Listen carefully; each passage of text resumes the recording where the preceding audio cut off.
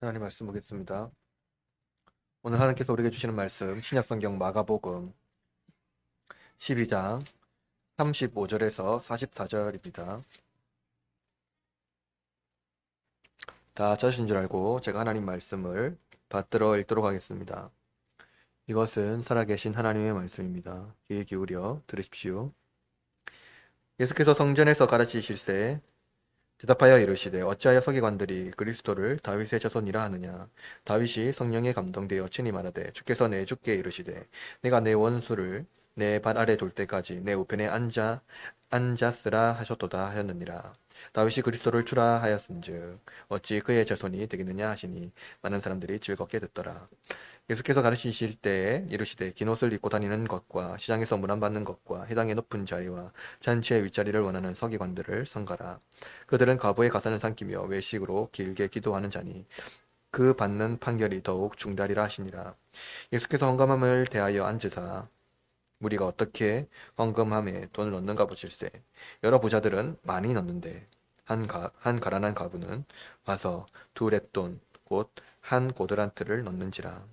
예수께서 제자들을 불러다가 이르시되 내가 진실로 너에게 이르노니 이 가난한 과부는 헌금함에 넣는 모든 사람보다 많이 넣었도다. 그들은 다 그 풍족한 중에 넣었거니와 이 과부는 그 가난한 중에 자기의 모든 소유 곧 행하비 전부를 넣느니라 하시니라.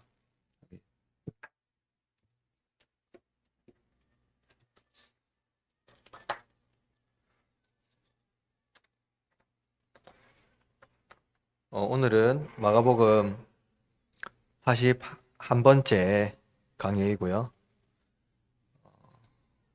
희생의 교회, 희생의 그리스도라는 제목으로 하나님 말씀을 증거하도록 하겠습니다. 우리는 마가복음 본문을 통해서 예수님의 사역과 그분의 정체성이 무엇인지 주의 깊게 살펴보고 있습니다. 우리는 하나님 나라가 예수님 안에 있다고 믿는 그 공동체의 회원입니다. 하나님 나라가 예수님 안에 있다는 것은 지상 위에 하나님 나라인 교회의 주인이 예수님이라는 것입니다. 예수님이 교회의 주인이라는 것은 그 누구도 교회의 주인이 아니라 오직 예수님만이 주인이라는 것이죠. 교회가 대형화되면서 대형 목회 목사를 대형 백화점의 CEO와 새가족을 고객으로 대하는 형태로 이해되고 있습니다. 교회 내의 고객을 우선으로 대하는 점원과 동시에 출세를 위하여 CEO를 대하는 그리고 친밀히 교작이 원하며 아첨하는 자들이 등장하기 시작했습니다. 교회를 선전시키기 위해서 유명인들과 권세자들을 교회로 초청하고 그들에게 특별한 대우를 해줍니다. 그들이 교회에 출석할 때 특별한 주차권과 특별한 좌석을 준비하고 또 그에 걸맞는 소개를 설교단에서 이야기합니다. 교회의 주인은 누구인가요? 오늘 본문은 유대적 종교와 성전의 주인으로 등장하는 사내들인 공의회와 서기관들이 등장합니다. 이들은 부자를 높이 평가하고 그들이 드린 재물을 매우 가치 있게 여깁니다. 그들은 성전을 드높이기 위하여 이에 걸맞는 헌금을 하나님께 드렸습니다. 이들과 같이 서기관들은 높은 명성과 지위 그리고 높은 자리에 앉으며 사람들의 칭송을 얻기를 즐거워했습니다. 많이 내고 높은 지위에 앉는 사람들은 종종 존경받는 인물로 추앙받기도 하죠. 그리고 그들은 성전을 그렇게 만들었습니다. 그러나 예수님은 이들과 대조되는 한 사람을 소개합니다. 그 사람은 한 가난한 과부입니다. 그녀는 가진 것이라고는 두 렙돈 뿐입니다. 화폐 가치로 가장 낮은 재화이며 누구도 감사하지 않는 정도의 가치입니다. 그러나 예수님에게 그녀의 두 렙돈은 부자의 수많은 헌금보다 가치 있는 것이며 가장 높은 자리에 앉을 수 있는 명예로운 헌금이었습니다. 왜냐하면 그녀는 자신의 것을 남김없이 하나님께 드렸기 때문입니다. 세상은 높은 지위와 명성 그리고 높은 자리에 앉는 사람을 추종하고 그들에게 아첨함으로써 그들의 후원을 얻기를 갈망합니다. 그들의 가진 것 일부를 하나님께 드림으로 경건의 모양을 자랑하려고 하지만 예수님은 그들의 재물을 받지 않으십니다. 그들은 성전의 주인이라고 자처하며 다윗의 자손으로 오실 메시아를 기대하며 유대 제국을 건설하기를 기대하지만 예수님은 그들의 성전을 허무시고 자기 몸으로 새 성전을 세우십니다. 예수님은 자기 생명 전체를 온전히 하나님께 드렸습니다. 성경은 재물이 부유한 자가 하나님 나라를 소유하는 것이 아니라 마음이 부유한 자, 마음이 청결한 자, 의에 줄인 자가 하나님 나라를 소유한다고 말씀합니다. 교회는 세상과 같이 명성과 높은 지위, 자리를 얻는 자들이 교회 일부를 투자하는 방식으로 성장하는 것이 아니라 온전한 믿음을 가진 신자가 자신의 가진 모든 것을 하나님께 희생함으로 성장합니다.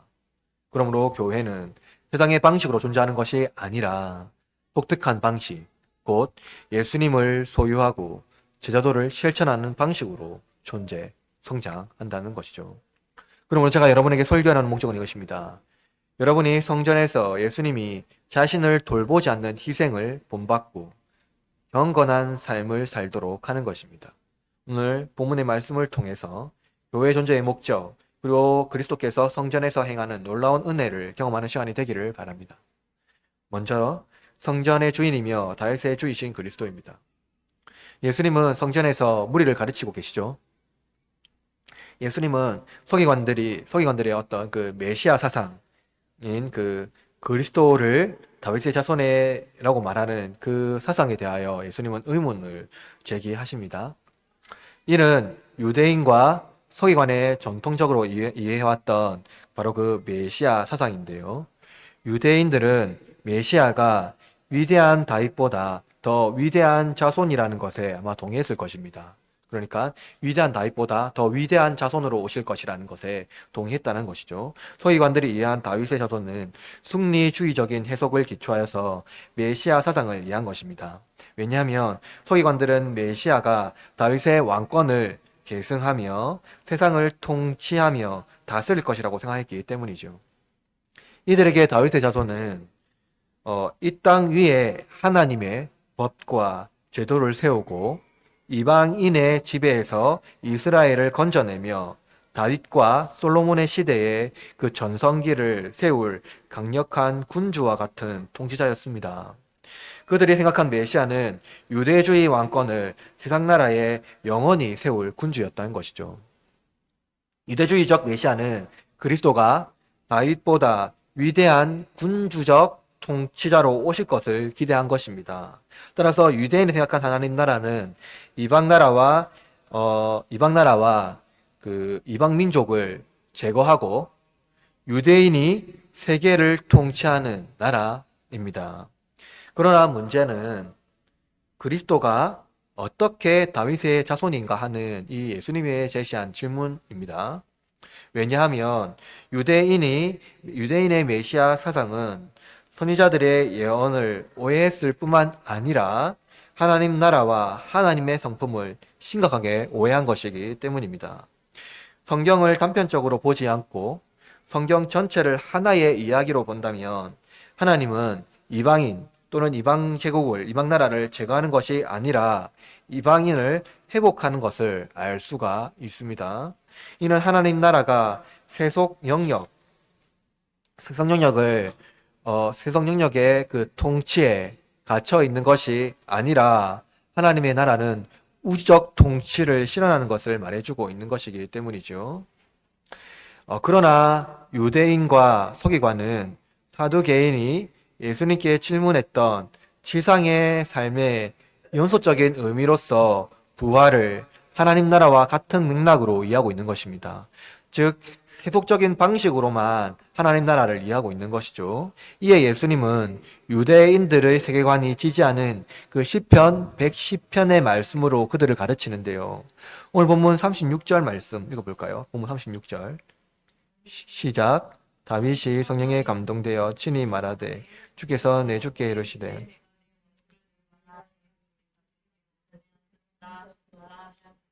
예수님께서 말씀하신 이 36절 말씀은요, 시편 110편에 있는 말씀인데요. 이렇게 되어 있습니다. 여호와께서 내 주에게 말씀하시기를 내가 내 원수들로 내 발판이 되게 하기까지는 너는 내 오른쪽에 앉아 있으라 하셨도다. 여러분, 전통적으로 보면 시편 110편은 제왕시로 알려져 있는데요. 이는 왕의 즉위식, 그 왕의 즉위식에 찬송하는 노랫말이었기 때문에 제왕시라고 불려졌습니다. 시편 110편은 하나님이 나의 주에게 말씀하시는데 여기서 주는 왕입니다.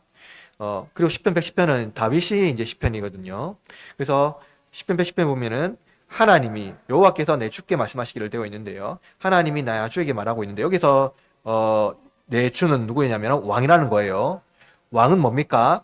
하나님의 대리 통치자로서 상징적으로 하나님의 오른편에 앉습니다. 오른편 자리를 얻습니다. 그러나 이 노래는 BC 586년 때 왕정 시대, 그러니까 남유다가 왕정 시대가 파괴되고 난 후에 본문의 그 왕권이요, 다르게 해석하는데 그 왕이 메시아로 전환이 됩니다. 그러니까 메시아로 전환이 되죠. 그래서 이들이 메시아가 올 때 다시는 다윗의 왕국이 몰락하지 않을 것이라고 확신한 것이죠. 그러니까 다윗 왕국이 그 바벨론으로 이제 멸망이 되잖아요. 그러니까 메시아가 오면 다시 왕권이 회복될 것인데 그때부터는 이제 왕권이 다시는 멸망하지 않는 나라가 왕할 것이라고 그들은 확신했던 것입니다. 메시아가 오게 되면 내 원수들로 내 발판이 되게 할 것이기 때문이라는 거예요. 내 원수들로 내 발판이 되게 하실 것이다 한 것이죠. 그렇다면 여러분, 그들의 원수는 누구입니까? 유대인들 생각하는 그 원수는 누구입니까? 그들을 몰락하게 한 바벨론이겠죠. 바벨론이고 또 뭡니까? 이방 민족입니다. 그리고 현 시점에서는 누구입니까? 로마이겠죠. 그러나 예수님은 이 서기관의 전통적인 해석을 재해석합니다. 이 재해석이라는 것은 뭐냐면요, 성경 전체 예수님 말씀이시죠. 예수님 자체가 하나님 말씀이기 때문에 예수님이 해석한다는 것은 그 하나님 말씀 그 자체를 그냥 우리에게 가르쳐 준 것입니다. 예수님은 시편 110편의 저자인 다윗이요, 주께서 내 주께라고 말했다고 한다면 주는 여호와죠. 첫 번째 주는 여호와입니다. 그리고 내 주는 누구입니까? 그리스도입니다. 그죠? 그리스도입니다. 왜냐면은요, 여기서 원래 110편은요, 왕이라고 되어 있는데 예수님은 그리스도라고 말해요. 왜냐면은요, 다윗이 있기 이전부터 누가 있었습니까? 예수님은 계셨어요. 그죠? 예수님은 다윗이 있기 전부터 계셨습니다. 그래서 예수님은요, 다윗의 자손보다 우월할 뿐만 아니라 그들이 일반적으로 이해한 것처럼 다윗의 자손이 아니라는 거예요. 예수님이요. 따라서 다윗의 주이신 그리스도께서 다윗에게 내 우편에 앉아 있으라고 하신 이 말씀을 우리가 이해해야 되는데요. 왜냐면은요, 예수님이 다윗의 혈통으로 오신 건 맞잖아요. 그죠? 근데 다윗의 우편에 앉아 있으라라고 이 말씀을 이해해야 되는데, 이 말씀을요, 유대인들은 어떻게 해석했냐면요, 왕위를 계승하는 차원으로 메시아를 이해한 거예요. 다윗 왕가를 계승하는 차원으로요. 그러나 예수님은 이 말씀 어떻게 말씀하시냐면요, 언약의 차원으로 말하는 겁니다. 즉 하나님께서 다윗의 혈통으로 오신 그리스도가 오실 것이라고 하신 그 말씀은요, 그냥 유대인들이 말하는 왕위의 계승의 차원이 아니라 하나님께서 말씀하셨기 때문에 그 말씀을 성취하는 그 언약의 차원으로 이해하는 거예요. 로마서 1장 3절에는 이렇게 말합니다. 그의 아들에 관하여 말하면 육신으로는 다윗의 혈통으로 나셨고, 그렇죠? 그리스도께서는 다윗의 자손으로 오신 것은 육신을 입으신 그 약속의 차원이라는 겁니다. 그렇다면 예수님께서 말씀하시는 원수는 유대인들이 생각하는 원수와 어떤 차이가 있을까요? 예수님은 이방인들을 원수로 생각하지 않으셨습니다. 그렇죠? 그건 예수님의 삶을 보면 알아요. 예수님은 이방인들과 어떻게 했습니까? 적극적으로 교제하셨죠. 세상에서 또 버림받은 자들과 교제하셨고요. 또 심지어 그들의 요구에 응답하셨습니다. 그러나 예수님은 결코 교제하지 않았고 요구에 응답하지 않은 존재들, 무리들이 있습니다. 누구입니까? 사탄과 그 악한 무리들이죠. 예수님은 사탄과 그 악한 무리와 싸우셨고 그들 중에 결박되어 있는 우리들을 어떻게 했습니까? 구원하셨습니다. 우리가 악한 무리의 권세에 지배당하지 않도록 하셨고요. 우리를 불쌍히 여기심으로 우리의 장군이 되어 주셨습니다. 예수님은 하나님의 말씀에 불순종하고 사탄의 말에 순종함으로써 하나님의 형상이 소멸되고 사탄의 형상이 된 우리를 위하여 친히 사탄에게서 우리를 다시 빼앗아 오기 위하여 이 땅에 오신 것이죠. 누가는 예수님이 사탄을 어떻게 이겼는지 말씀합니다. 누가복음 10장 18절과 19절 이렇게 말합니다. 예수께서 이르시되 사탄이 하늘로부터 번개같이 떨어지는 것을 내가 보았노라. 내가 너에게 뱀과 정갈을 밟으며 원수의 모든 능력을 제어할 권능을 주었으니 너희를 해할 자가 결코 없으리라. 예수님은요, 유대인들이 생각하는 세상 나라에 유대 제국을 세우기 위하여 오신 분이 아닙니다. 이방인을 몰아내고 유대인을 위한 제도와 국가의 기반을 세우기 위한 승리주의 메시아가 아니라 하나님의 형상이 시각하게 훼손되어 사탄의 형상이 된 우리를 다시 거룩한 하나님의 형상으로 회복하기 위하여 오셨다는 것입니다. 예수님의 승리주의는 세상 나라가 아니라 모든 악한 권세에서 우리를 구원하기 위한 희생하신 희생의 제물로 오셨습니다. 우리의 원수는 사탄과 악한 영들의 세계이며 이는 성령님께서 우리를 주관하시고 이끄시기를 방해하는 우리의 모든 악한 본성과 관습, 그리고 세상 나라에서 명예와 권세를 얻고자 하는 우리의 욕망이 우리의 원수입니다. 그러므로 우리가 기억해야 하는 것, 그것은 우리가 세상 나라에서 승리하는 것으로 기뻐하는 것이 아니라 우리가 하나님의 형상으로 회복되었으며 우리의 이름이 하늘에 기록된 것으로 기뻐해야 한다는 것입니다. 누가복음 10장 20절에 이렇게 말합니다. 그러나 귀신들이 너에게 항복한 것으로 기뻐하지 말고 너희 이름이 하늘에 기록된 것으로 기뻐하라 하시니라. 우리의 승리주의는 세상에 있지 않고 하나님 나라에 있습니다. 바울은 우리의 최종적인 원수가 사망이라고 말하는데요.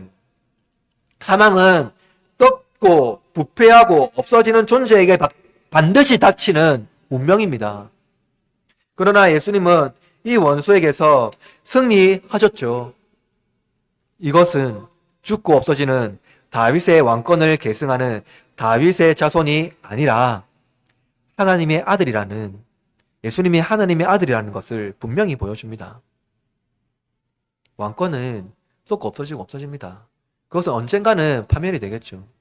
여러분, 한 나라가 영원히 종속할까요? 그렇지 않습니다. 여러분, 우리는 지금 현 시점에 보면 대한민국을 지키기 위해 열심히 싸우지만 대한민국 이 국권은요, 멸망할 수도 있습니다. 그럼 멸망하지 않는 것, 그것은 무엇입니까? 하나님 나라입니다. 우리는 하나님 나라의 백성이죠. 이것을 여러분 잊지 마십시오. 그러므로 여러분, 예수님은 다윗의 왕권, 유대 제국을 계승하려고 오신 분이 아니라 하나님의 언약으로서 다윗의 자손이 아닌 하나님의 아들로 이 땅에 오신 분이라는 것을 여러분 믿으시기를 바랍니다. 그러므로 다윗의 자손이 아닌 하나님의 아들이신 그리스도께서 친히 우리도 하나님의 아들이 되게 하시려고 이 땅에 오신 것이죠. 그러므로 유대인들의 메시아를 다윗의 왕권으로, 유대인들은 메시아를 다윗의 왕권의 그 계승으로 이해하지만 예수님은 언약을 이루시는 하나님의 나라, 참된 진리로 우리에게 일깨워 주시고 하나님의 아들로 이 땅에 오신 것입니다. 예수님은 다윗의 자손이 아니라 하나님의 아들입니다. 이것이 우리에게 매우 큰 유익을 줍니다. 특히 성전에서 가르치신 예수님의 말씀은 하나님 나라가 어떻게 이 땅에 임했는지 보여주기 때문입니다. 그렇다면 예수님께서 가르치신 하나님 나라와 서기관들이 생각하는 하나님 나라의 궁극적으로 어떤 차이가 있고 또 우리가 기대하는 하나님 나라는 어떤 나라인지 살펴봅시다. 당시 성전의 주인 행세를 하고 있는 산헤드린 공의회와 서기관들이 생각했던 성전은 무엇일까요? 예수님은 서기관들이 가시적인 옷차림과 행동에 대하여 말씀하고 있습니다. 서기관들의 가시적인 옷차림과 그 행동들은 그들이 생각했던 성전과 하나님 나라가 종교적 과시와 외식으로 나타난다고 생각하고 있는 것이죠. 오늘 본문 38절과 39절 읽어봅시다. 예수께서 가르치실 때에 이르시되 긴 옷을 입고 다니는 것과 시장에서 문안받는 것과 회당에서 높은 자리를 원하는 서기관을 상가라. 그렇죠? 예수님은 서기관들의 가시적인 행동 몇 가지를 언급하는데요. 먼저 그들은 긴 옷을 입고 다녔습니다. WBC 마가복음 저자인 그레이그 에반스는 서기관이 옷차림은 사람들의 주목을 끌고 특권층인 성전의 지도자들과 사귀기 위해서라고 말합니다. 그렇게 긴 옷을 입고 다니는 이유가 사람의 주목을 끌 뿐만 아니라 특권적인 성전의 관리자들, 사내들인 공예, 이런 사람들과 교제하기 위하여, 사귀기 위해서 그런 옷차림을 하고 다녔다라는 것이죠. 이들의 입은 옷은요, 일반 유대인들과 구별되는 랍비와 학자들이 가진 부와 지위를 말해줍니다. 그러니까 유대인들과 구별되는 어떤 부와 지위를 말해주고 있고요. 이들은 해당 주위에서 자신의 권위를 드러내고자 했고요. 자신이 가진 직접 권위를 높이고자 했습니다. 그러기를 원했죠. 이들은 해당에서 경건의 모양을 또한 드러내고자 했는데요. 마태복음 6장 5절에 이렇게 말합니다. 그들은 사람에게 보이려고 회당과 큰 허기에 서서 기도하기를 좋아하느니라. 이들은 일반 사람들과 구별하기 위하여 술이 달린 긴 옷을 입고 회당을 다녔습니다. 그리고 외시적인 경건한 모양을 드러내고자 했지요. 이들은 성전의 지도자들과 교제하기 위하여 거시적인 행동을 했으며 이를 통하여 권력을 얻으려 했던 것입니다. 이러한 거시적인 행위는 회당뿐만 아니라 시장으로 확대되는데요. 고대 사회에서 신분이 낮은 사람은 신분이 높은 사람에게 인사하는 것은 일반적인 관행이었죠. 그건 동서고금을 남루하고 이제 거의 일반적인 어떤 태도였습니다. 그렇다면 여러분, 높은 신분과 낮은 신분을 구별하는 가시적인 방법은 무엇이었을까요? 그것은 의복입니다. 높은 신분에 있는 사람은 자신의 신분에 걸맞는 옷을 입고 다니고 낮은 신분에 입은 사람들은 누추한 옷을 입고 다녔죠. 특히 귀족들은 자신의 부를 자랑하기 위해서 같은 어떤 권위에 있는 그 귀족들이 모여있는 그 모임 중에 그 자신의 어떤 부를 자랑하기 위해서 어떻게 했냐면 더 비싼 옷을 입고 더 비싼 보석을 치장하며 수많은 하인을 거느리며 다녔습니다. 자신의 권위를 더 높이려고 했던 것이죠. 그러나 세상과 구별되는 백성들은 세상의 방식과 달려야 하겠죠. 하지만 이스라엘 종교 지도자들은 그들과 같은 행위를 그대로 따라했습니다. 그들의 행위를 그대로 따라했습니다. 이들은 회당뿐만 아니라 시장에서도 자신의 신분을 드러내기 위하여 긴 술이 달려있는 거추장스러운 옷을 입고 인사받기를 즐거워했습니다. 서기관들은 자신들이 지나는 곳마다 사람들이 일어나기를 기대했고 이러한 지위와 특권으로 하여금 자신의 과시적인 욕망을 품게 만들었습니다. 서기관들은 모든 자리에서 상석에 앉기를 기대했고 누가 높은 자리에 앉을 수 있는지 서로 눈치 게임을 했어야 했습니다. 시기와 질투로 그들의 영혼이 병들어 있는지를 알지 못하고 그리스도를 주인으로 삼지 못하고 욕망을 주인으로 삼았습니다. 회당의 주인 행사를 하고 있으나 실제로 그들은 회당의 외인이었습니다. 왜냐하면 예수님은 그들을 주의하라고 모든 무리에게 가르치고 있기 때문입니다. 제자들도 예수님 앞에 높은 자리를 주기를 갈망했습니다. 높은 자리에 앉으려는 욕망은요, 종교적 위선에서 드러납니다. 이는 자신이 하나님에 대하여 수고한 만큼 하나님께서 그만큼 대우해줘야 한다는 인간적인 생각에서 비롯된 것입니다.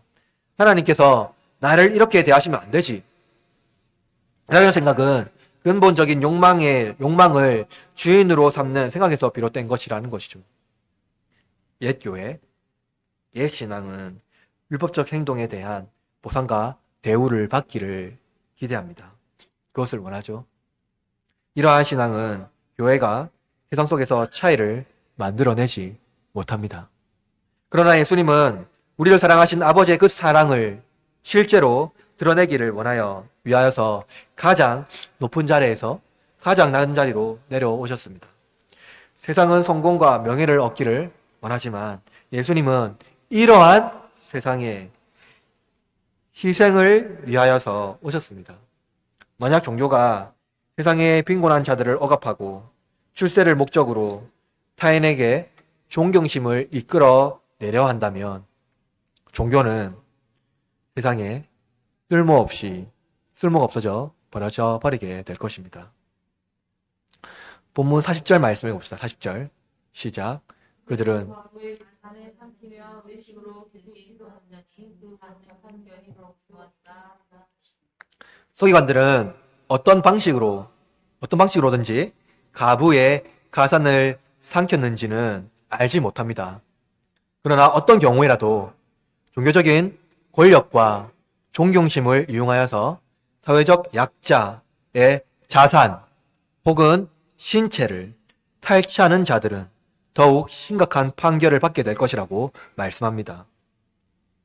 유대인 전통에서 고아와 가부에게 행하는 그 정의는요, 하나님 앞에 의로운 행위라고 가르치고 있습니다. 이사야 1장 17절에 이렇게 말합니다. 선행을 배우며 정의를 구하며 학대를 받는 자를 도와주며 고아를 위하여 신원하며 가부를 위하여 변호하라 하셨느니라. 그러나 종교인은 하나님을 사랑하는 것과 이웃을 사랑하는 것이 기독교 신앙의 생명이라는 것을 알고 있음에도 불구하고 자기 권위를 이용하여 이웃을 착취합니다. 그러면서도 그들은 경건한 모양으로 길게 기도합니다. 예수님은 이러한 행동을 외식이라고 말합니다. 이들은 예수님께서 이웃을 사랑하라는 근본적인 하나님의 사랑을 드러내는 방식 또는 하나님이 우리 중에 나타나는 방식을 전혀 알지 못합니다. 예수님은 출세를 목적으로 종교를 업으로 하는 사람에게 더욱 무거운 판결을 받을 것이라고 말씀하신 것입니다. 여러분, 국가의 존재의 목적은 국민의 안전과 생명권을 보장하는 것이며 이는 국가라는 기관을 통해서 공공의 복리와 행복을 추구하는 것입니다. 하물며 교회가 이웃에게 해를 가하면서도 교회의 이익과 승리만을 위하여 세상과 투쟁한다면 누가 교회에 소망을 두겠습니까? 예수님께서 서기관들을 통해서 우리에게 하신 말씀을 우리는 가슴 깊이 새겨야 합니다. 서기관들은 종교를 통해서 이웃에게 해를 가하고 자기의 이익을 챙기고 이를 정당하기 위하여서 종교를 사용합니다. 그러나 예수님은 하나님 보좌 우편에서 가장 낮은 세상, 보잘것없는 우리를 위하여 희생하셨습니다. 그것이 하나님께서 택하신 방법입니다. 바로 아가페이지요. 그러나 서기관은 아가페를 버렸습니다. 오히려 이웃을 착취하고 자기 이익을 높이고자 세상과 싸웁니다. 그러나 모든 행동을 정당하기 위해서 교리와 성경 그리고 종교적 경건함을 내세웁니다. 이러한 태도는 아주 좁게는 종교 지도자들과 권위와 존경심을 이용하여 어떤 방식으로든 성도를 착취하는 방법으로 나타나며 크게는 교회의 이익을 위하여 희생하지 않고 교회가 세상과 싸우는 모습입니다. 예수님은 성전에서 가르치시며 성전을 중심으로 권력을 쌓고 있는 서기관들의 외식을 질책하며 무리들을 가르쳤습니다. 그렇다면 여러분, 예수님께서 우리에게 말씀하시는 그 교회의 참된 모습은 어떤 모습일까요? 예수님은 이러한 부자와 가난한 가부의 헌금을 대조함으로써 세상 속에서 교회의 역할이 무엇인지 분명히 보여줍니다. 이는 성전 주위에 부유한 지주들이 많았고 또 당시는 6월절이라서 디아스포라 유대인들 중에 성업으로 부유해진 자들이 많았기 때문입니다. 예수님은 부유한 자들이 얼마나 많이 내셨는지 보셨는데 이는 당시 헌금함은 이 둥근 나팔 모양 이 뿔처럼 생긴 것이기 때문에 그 속에 동전을 넣으면 동전 소리가 울리겠죠. 나팔 이 소리에 대해서. 그래서 그 헌금함이 당시 동전이었는데 그 헌금함에 헌금을 넣는 액수를 충분히 그 소리로 알 수 있었기 때문입니다. 그들은 동전에 헌금함을 넣을 때마다 자신의 부를 과시하며 종교적인 권위를 얻는 것을 자랑 삼아 했던 것을 여러분 한번 생각해 보십시오. 헌금함에 거대한 소리와 같이 그들의 부와 권세도 쩌렁쩌렁하게 울렸을 것입니다. 그러나 예수님은 여러 부자들이 아닌 한 가부를 그들 중심에 세웁니다. 부자들은 교회를 건축할 만한 거대한 헌금을 하였으나 그들의 헌금한 금액은 예수님의 관심의 대상이 아닙니다. 예수님은 두렙돈, 한 고드란트, 그 적은 금액을 드린 한 가난한 과부에게 더 큰 애착을 가집니다. 관심을 가집니다. 세상은 얼마나 많은 금액으로 후원하였느냐, 헌금하였느냐에 따라서 기관의 VIP 또는 VVIP 클럽에 가입할 수가 있습니다. 그러나 예수님은 세상의 권세에 흔들리지 않으십니다. 부와 명예에 따라서 사람을 판단하거나 세상의 환율로 그 헌금한 사람의 자격을 판단하지 않습니다. 여러 부자와 달리 한 가난한 과부의 헌금은 그들에 비하면 미배할 뿐만 아니라 누추하기 짝이 없을 정도의 액수입니다.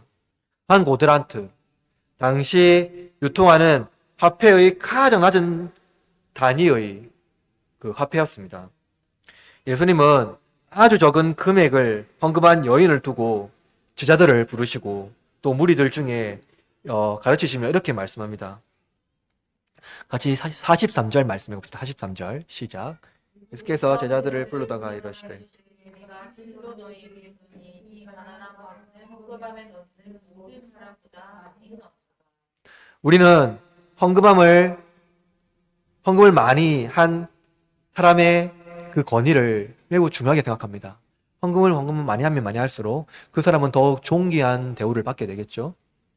특별한 대우를 얻게 되고 그 자신도 그만큼의 어떠한 대우를 해주기를 기대할 것입니다. 그러나 예수님에게 헌금의 가치는 드려진 금액이 아니라 드린 사람이 지불한 대가입니다. 종교 지도자들은 거대한 돈에 관심이 많은 반면 하나님은 그 막대한 돈이 순식간에 아무것도 아닌 것으로 변화시킬 수 있습니다. 하나님은 돈에 관심을 두지 않고 드리는 자의 마음 깊은 곳에 관심을 두십니다. 이 여인은 자신의 마음, 영혼, 물질의 전부를 하나님께 드렸습니다. 그래서 예수님은 이 가난한 과부는 헌금함에 넣는 모든 사람들보다 많이 넣었도다 라고 말씀하십니다. 부자들이 아무리 많은 액수를 기부하였다 하더라도 하나님은 그들의 액수에 관심이 없고 그것을 기억하지도 않으시지만 한 가난한 과부가 드린 액수는 반드시 기억하고 그 희생을 잊지 않습니다. 왜냐하면 부자들은 아무리 큰 금액을 기부하더라도 여전히 부자이며 일부를 드린 것이지만 가난하고 남편까지 잃었으며 사회적 돌봄을 받지 못하는 이 여인은 자신이 가진 모든 것을 희생하였기 때문입니다. 우리는 또한 예수님께서 자신이 가진 모든 것을 쏘아부은 한 여인을 기억해야 합니다. 예수님에게 자신의 가진 모든 것을 쏘아부은 한 여인이 또 있지요. 200데나리온의 행유를 예수님의 발 앞에 부은 마리아입니다. 그녀도 예수님께 자신이 가진 모든 것을 희생했습니다. 한 고드란트, 200데나리온, 그 가치를 따지자면 비교할 수가 없겠죠. 여러분은 한 끼 정도 겨우 먹을 수 있는 적은 양인 한 고드란트 드린 여인과 적어도 한 해를 든든히 버틸 수 있는 200데나리온을 드린 여인 중 누가 더 큰 희생을 했다고 생각합니까? 한 끼를 겨우 먹을 수 있는 적은 돈과 1년을 든든히 버틸 수 있는 여인, 그 둘 다 온 전체를 다 희생했습니다. 누가 더 많은 희생을 했다고 생각합니까? 대부분 사람들은 마리아가 더 큰 희생을 했다고 생각할 것입니다. 같은 동일한 희생이라고 생각한다면. 그러나 예수님은 그 액수가 아니라 그들의 자신의 것을 하나도 남김없이 드렸다는 것에 관심이 있습니다. 일하기 위하여 시장에 모인 사람들은 주인이 와서 한 데나리온 주기로 하고 하루 품꾼을 고용한 이야기를 여러분 잘 알고 있을 것입니다. 주인은 하루 종일 일한 사람, 반나절 일한 사람, 해가 질 때 잠시 와서 정리만 도운 사람 모두에게 약속한 한 데나리온을 주었습니다. 그러나 하루 종일 일한 사람이 종일 놀다가 저녁에 잠시 와서 일한 사람과 같은 대우를 한다고 주인에게 역적을 냅니다. 그러나 주인은 내가 당신에게 약속한 돈을 당신에게 주었고 그리고 내가 줄 것을 그들에게 주었을 뿐이요 라고 말하면서 당신의 의로움으로 내가 불의해 보입니까? 라고 되묻습니다.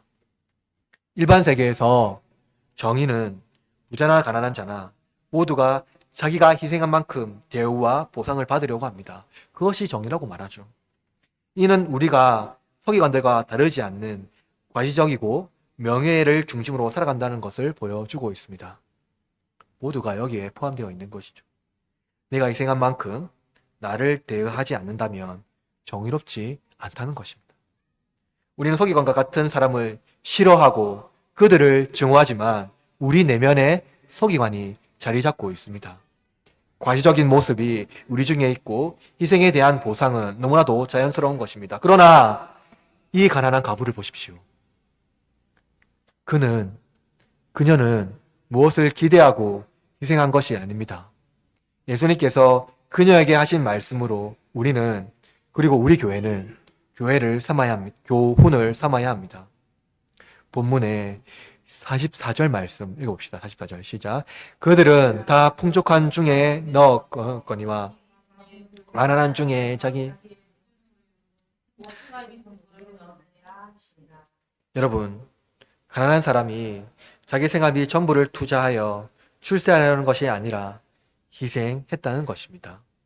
여러분, 부자라고 해서 가난한 자의 마음을 품을 수 없는 것은 아닙니다.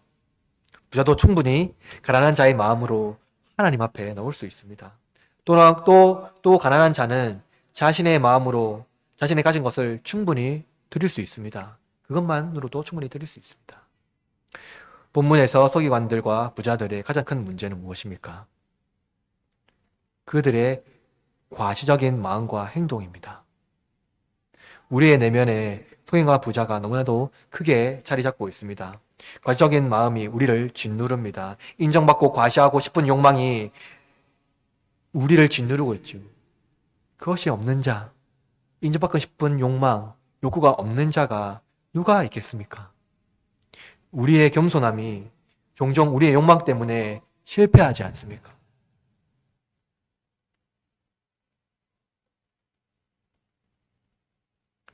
그러나 여러분의 내면에 있는 서기관과 부자를 데리고 예수님 앞에 서시길 바랍니다. 예수님은 세상의 주이시며 만유를 지으신 분입니다. 인간의 능력으로 헤아릴 수 없는 저 광활한 우주의 주인이시며 한순간에 광활한 우주를 지으셨듯이 한순간에 광활한 우주를 날려버릴 수 있는 분을 주목하시기를 바랍니다. 그는 형용할 수 없는 부자였으나 가난한 목수의 아들로 세상에 오셨습니다. 그는 화려한 대저택에서 나지 않으셨고 초라한 말근유에 나셨습니다. 세상은 왕의 아들이 태어날 때 복음이라고 말했고 이 복된 소식을 세상에 알리기 위하여 온 백성이 궁전 앞에 모여서 왕의 탄생을 축하하고 노래했습니다. 하물며 하늘의 왕이시며 하나님의 아들이 세상에 오셨을 때 천군 천사와 세상의 모든 소리를 동원하여서 오실 수 있었으나 그 하나님의 아들은 고요하게 아무도 찾지 않는 미명의 시간에 초라한 말구유에 오셨습니다. 아무도 찾지 않는 그 초라한 말구유에. 하나님의 아들은 세상에 투자하여 이익을 얻으려 오신 투자자가 아닙니다. 무엇인가 남기기 위하여 세상에 오신 분이 아니라는 겁니다. 이 땅에 자기의 권세와 명예를 드높이고 하나님의 제국을 이 땅에 일으키기 위하여 오신 군주가 아닙니다. 다만 예수님은 자기의 소유 모든 것을 쏟아붓기 위하여 그리고 주기 위하여 오셨습니다. 성전에서 자신의 생활비 전부를 드린 한 가난한 과부를 보십시오. 성전에서 자기 생명을 하나도 남김없이 제물로 드린 구주 예수님을 보십시오. 과부는 모든 것을 드렸으나 자기 생명을 드리지는 않았습니다. 그러나 예수님은 자기 생명을 온전히 드렸습니다. 서기관과 부자를 내면에 모시고 예수님을 바라보는 여러분, 과시적이고 권위적인 권세를 얻으려는 교회들이여, 십자가에 서신 예수님을 보십시오. 그분은 세상이 감당할 수 없는 전부를 우리를 위하여 드렸습니다. 모든 것을 가지셨으나 모든 것을 희생하셨습니다. 가난한 가부는 자기 가진 것을 전부를 하나님께 드렸으나 하나님은 자기 아들을 우리를 위하여 주셨습니다. 기독교, 세상과 다릅니다. 우리는 종교인이 아니라 신앙인입니다. 기독교는 종교가 아니라 믿는 공동체입니다. 세상은 희생하지 않고 정의를 외치며 보상을 얻으려 합니다. 그러나 우리는 보상이 아니라 희생을 말해야 합니다. 그리스도께서 행하신 그 은혜의 본질을 우리는 따라가야 하는 것이죠. 사랑하는 여러분, 한 가난한 가부를 통하여 하나님께서, 예수님께서 우리 공동체에게 하신 말씀을 여러분 기억하십시오. 예수님은 이 가부가 드린 것보다 더 위대한 것을 드렸습니다. 하나님은 이 가부가 드린 것보다 더 버릴 수 없는 것을 우리에게 주셨습니다. 그것도 하나님이신 그가 자기 명예를 위하여 드린 것이 아니라 피조물인 우리를 위하여 자기를 드린 것이죠. 오늘날 우리 교회와 기독교적 삶은 무엇입니까? 우리의 삶을 다시 회복합시다. 사랑하는 흐르는 장로교회 교우 여러분, 오늘 우리는 말씀을 통하여 우리의 내면에 그리고 교회의 기저에 자리 잡고 있는 소경과 부자들의 모습을 보았습니다. 이들을 제거하기 위하여 예수님은 한 가난한 가부를 우리에게 선물로 주셨습니다. 우리는 이 가부를 통하여 세상의 방식이 아닌 참된 교회의 삶을 알게 되었습니다. 그러나 이 가난한 가부보다 더 위대한 예수님 앞에 서야 합니다. 세상은 희생이 아닌 과시적인 삶을 살아가지만 교회는 희생을 통한 복음적 삶을 실천해야 합니다. 연약하지만 강하고 작지만 큰, 겸손하지만 권세가 있는 교회가 되어야 합니다. 이를 위해서 우리는 세상의 권세로 무장하여 세상을 호령하는 교회가 아니라 예수님께서 우리를 위하여 희생하신 그 큰 사랑에 힘입어 성경에 말씀하시는 방식, 곧 복음의 방식으로 살아가야 합니다. 오늘 말씀을 통해서 권면합니다. 과시적이고 교만한 태도로 이웃을 대하지 마십시오. 우리의 내면에 있는 명예와 권세와의 욕구를 성령님께서 제거해 주시기를 간절히 기도하십시오. 종교적 열심으로 신앙생활 하지 마시고 바른 마음가짐과 태도로 희생의 정신을 따라서 신앙생활 하시기를 바랍니다. 가난한 자의 마음은 보상이 아니라 희생입니다. 그러므로 여러분, 교회가 세상의 방식이 아닌 복음의 방식으로 세상에 영향을 주고 변화시킬 수 있도록 기도하며 우리 또한 그렇게 살아냅시다. 나아가 여러분의 삶의 방식이 예수님의 제자로서 이 땅 위에 참된 교회를 세우는 걸음이 되시길 바랍니다. 한 주간 희생의 정신을 따라서 예수 그리스도를 따르는 복된 그리스도인이 되실 뿐만 아니라 또한 한국 사회와 한국 교회가 여러 가지 심각한 갈등 가운데 있는데 꼭 기도하시고 이 교회가 우리 흐르는 장로교회뿐만 아니라 한국 교회가 예수 그리스도의 복음 앞에 바르게 세워지는 그러한 교회가 되게 해달라고 여러분 기도해 주시길 바랍니다. 한 주간 복음으로 믿음으로 승리하는 하나님의 자녀로서 여러분의 가정, 교회, 여러분의 생활하는 모든 터전이 복음으로 변화되는, 여러분의 삶을 통해 복음으로 변화되는 복된 주의 권속들 되기를 주님의 이름으로 축원합니다.